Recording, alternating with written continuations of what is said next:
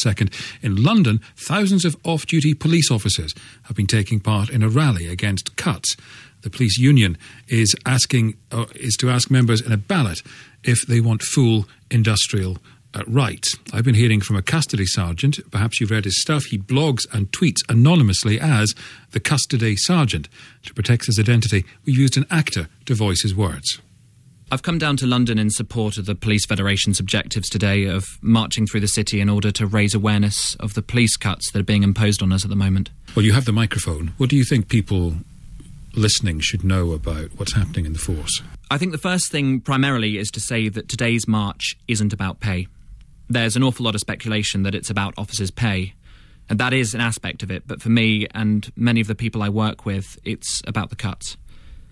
And from an on-the-ground perspective, I see demand outstripping resources every day. And it becomes very difficult to comprehend how we can face losing 16,000 officers over the next 4 years. And that's why we're here. We're facing cuts that are just unprecedented. And they're going to put not only the public at risk, but they're going to put officers' safety at risk as well by reduced numbers, and backup isn't going to be there when they need it.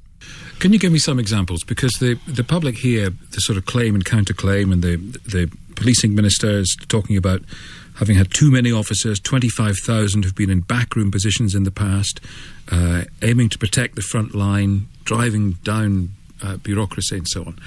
And they hear you saying, well, wait a minute, there's a real threat to the police service here. Well, if we start at the top, you've got reduced numbers of officers out on the street responding to the incidents, where traditionally officers were double crewed, 2 staff in a car, they support one another. There's some immediate backup for the officer there for safety, and that has eroded over the years.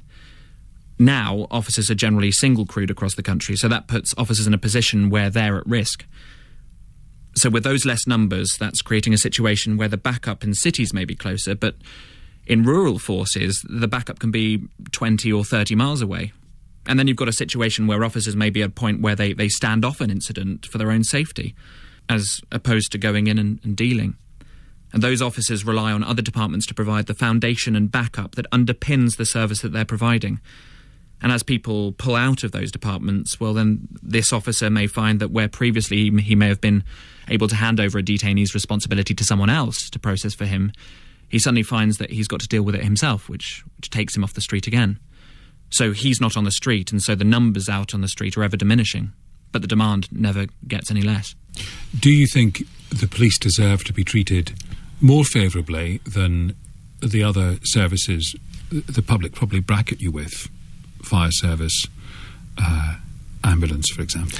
I think the fundamental difference between the police and the other emergency services is that we don't have the right to strike.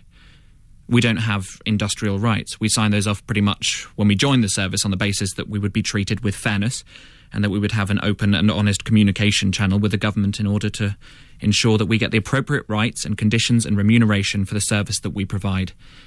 And the police service underpins society, really, in law and order terms. And so if we're not there at all, well then, who knows what will happen. As an emergency service, it creates quite a moral dilemma when, on one hand, you're promoting public safety and looking after the public and protecting them, up to the point where you say, well, no, enough's enough, and we're walking out. And I think that's quite a moral dilemma. And it certainly is for me, as to, strike action is the final act of action that you can do within the industrial rights spectrum. And I hope and pray that it never gets to that situation. Because the moral dilemma for me is, if we had that opportunity to strike and we were told to come out and walk out, would I actually do it? Because I didn't join the police service and hold my hand up and swear my affirmation of faith to the Crown to then say, I'm going to walk out of there. I provide that service, and I'll provide that service until the day I retire. But it feels to me like our hand is being forced. We don't want to do this, but you're putting us in a position where we have no choice. The words of a serving police officer who tweets and blogs as the custody sergeant, voiced by an